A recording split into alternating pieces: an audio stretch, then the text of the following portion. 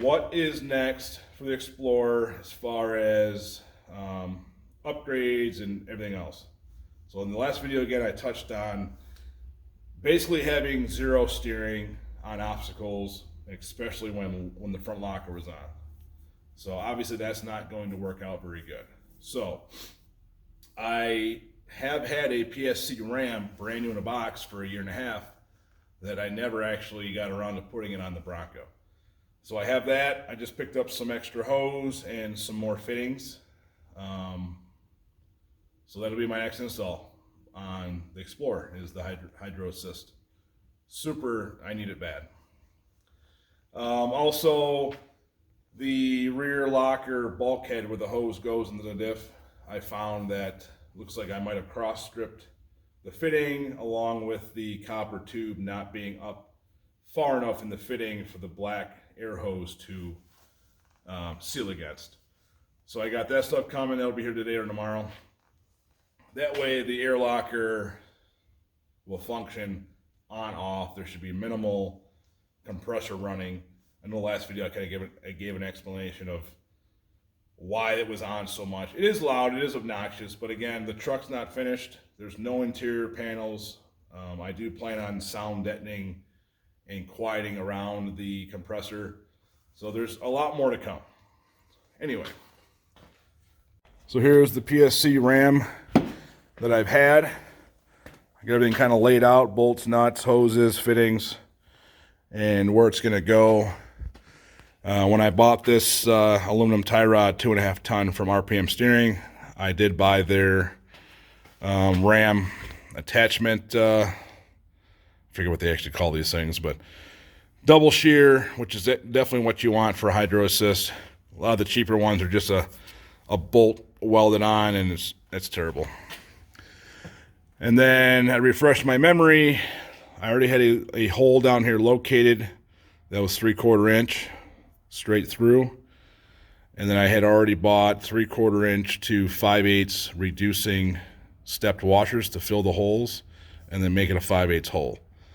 So this will be where the cylinder side of the Ram mounts. Be sitting in right back here. So I have some parts from PSC coming. I actually need a female Heim end on this side and a piece of 5/8 by 18 thread threaded rod to give me the distance where this needs to go. It'll make sense later on when I get the video. Also, when I built the truck, I left the factory driver's side knuckle on the truck just because I was kind of saving money at the time, and I only had the passenger side Reid knuckle.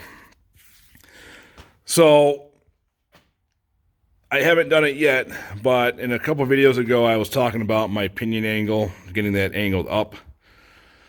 Well, I still had to raise it up another like 1.6 degrees. So at full droop, I had 0 bind. So that obviously is going to affect my camber, or caster, sorry. So since I need to put these caster bushings in that I bought, this will give me back my 1.5 degrees. So since I have to take this stuff apart anyway, I went ahead and bought the driver's side matching Reid knuckle. This way I'll have equal, I know they're machined the same, but the stops are not the same on the Reid versus the factory stuff. So this way I'll have my all 4 stops on right and left matching. I'll have the strength of a Reid knuckle. And then one step further, I just put the Spicer brand stock, basically ball joints in this truck when I built it. Well, since I have all this stuff coming apart and another new knuckle to put in, I went ahead and ordered the Dynatrac. From Dynatrac, I went ahead and ordered their high-end ball joint set. Just because I've also heard a lot of stories of basic ball joints for like OEM applications just failing over time. You know, no matter what brand you buy, they're all have that plastic retainer where the ball rotates and sits.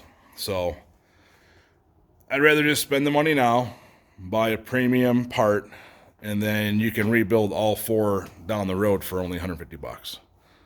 They're all stainless steel. They're all hardened. I don't know, this and that. They sell 2 part numbers for the Dana 60 Fords. One for like running regular shafts, and then they run a second part if you're running RCVs. I'm not running RCVs yet, but I am running the 1550 front axle U-joints, which are large. So in my mind, I'm thinking since these are larger, I'll need the clearance anyway. And then down the road, at some point, I know I will upgrade to RCVs, but hopefully not for a few years, because you know, they're not cheap. Anyway, so that's the next plans on the Explorer. Getting the front end, the steering, just rock solid, bulletproof, ram assist. Oh yeah, covered it before, but I already have a blue top box that is already ported. So my steering gear is already ready to go. So it's just going to be a matter of getting the parts from PSC, installing the RAM, setting my stuff up, and then running and routing the hoses to that steering gear, and then bleeding it out, and that's good.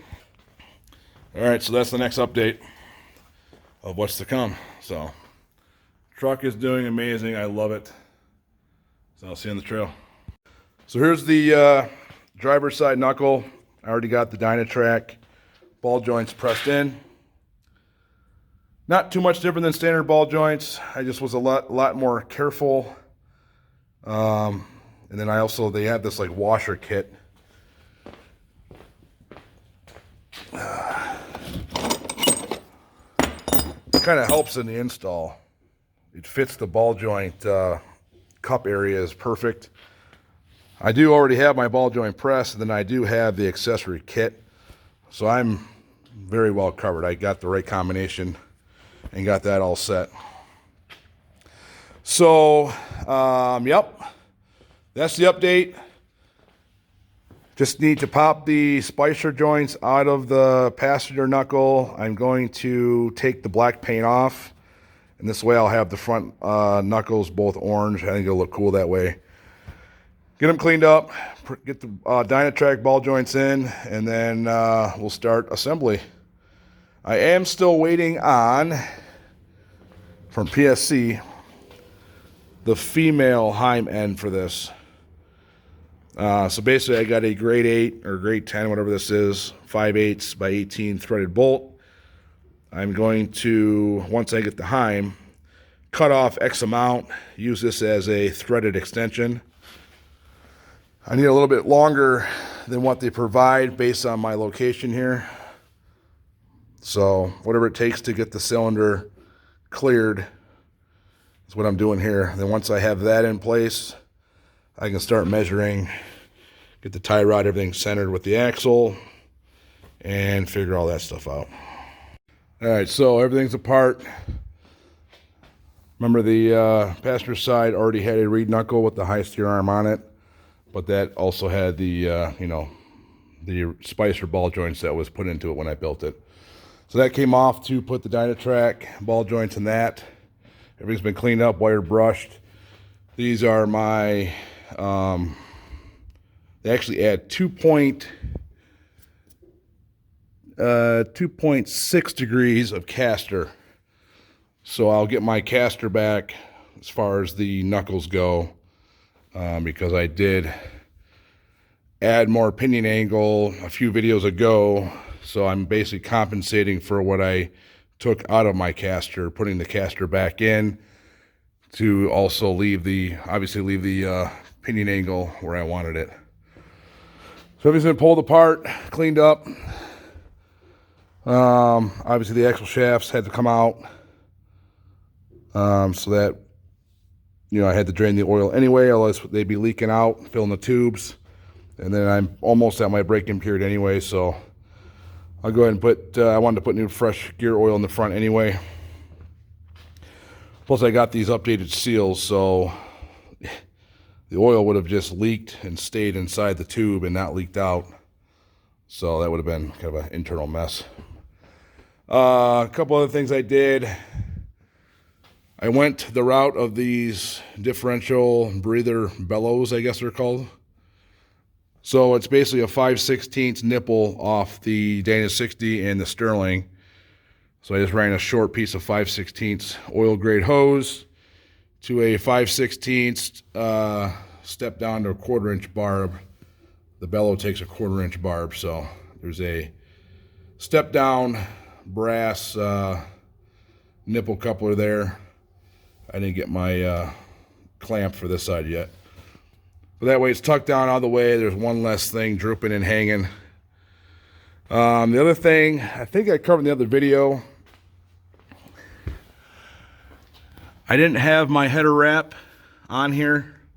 So basically the bushing inside of that joint there got soft and basically just destroyed itself. I had a pretty bad banging and clanking I could feel in the floorboard. So everything's been header wrapped as far as this Y pipe goes. Brand new bushing, and I've already had a run on it and no issues. So I think that definitely solved the problem there. Also, the other video I talked about, the rear airline fitting was cross-threaded. So now that that's been all fixed with a brand new setup, the rear locker worked flawless this past weekend at the Holly Oaks Winter Blast that we were at. So that's solved. The compressor was not running all crazy like it was in the Snowway video. And then here's the rear bellow. I just snuck it out and then through the truss just to kind of tuck it out of the way. I guess if I would have thought about this when I did the axle, I would have probably just sealed this up and then drilled and tapped a hole right here. But that got overlooked, and I'm not going to do that until, I don't know, down the road when I do another fluid change. Maybe I'll do it at that point. But it ain't going to... It's high enough up. I don't see it really getting hit. Also, the shocks are obviously off the truck. I talked about that in the other video too. I had to go quite a bit slower than what I probably would have wanted because the front end wanted to basically bottom out. You know, to the trails, the whoops, is boom, boom. It's like, oh, I got to slow down. So those are off. I'm getting those boxed up. They are going, I'm going to send those out here in a little bit back to AccuTune Off-Road in California. That's where I bought the shocks. John, what's his last name? John Areola. Sounds funny, but that's really his last name. At AccuTune, I have not had this amazing customer service from anywhere yet. You can email him, you can call him, he will respond with any questions, concerns. I mean, I've never had coilovers before, so I'm asking questions. I found a whole bunch of formulas and calculations on the web as far as, you know, measuring your springs at ride height, and then you can figure out your corner to corner weight ratios and stuff.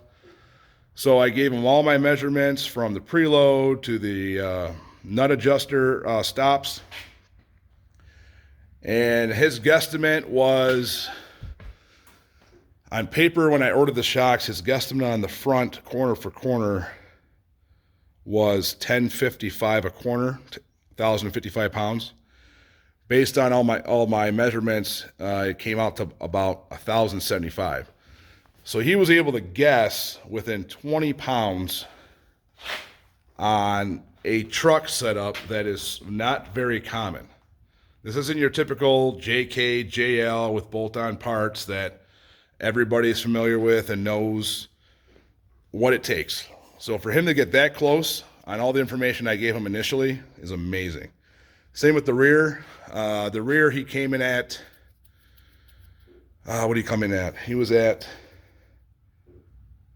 he was at 950 per corner in the rear, and basically I'm at 850 a corner. But all the interior panels are not on yet. The vinyl flooring and kill mat's not on the floor yet. The headliner, my power tank is not mounted yet, and my off-road jack, tools, and recovery gear. So I should be able to add that 100 pounds plus maybe a little bit, and it will be basically dialed in perfect for the spring rate that I have. So with AccuTune, they give you one free revalve per shock. So basically I just pay to ship the front shocks out. They're going to revalve it for free, send it back out. And then I'll go from there, see how that works. So that's my update on that. I'm going to get those mailed out here soon. So I want to make sure I get those back in time for a club event in Wellsville, Ohio, which is the end of third weekend in March. So I'm going to get those mailed out.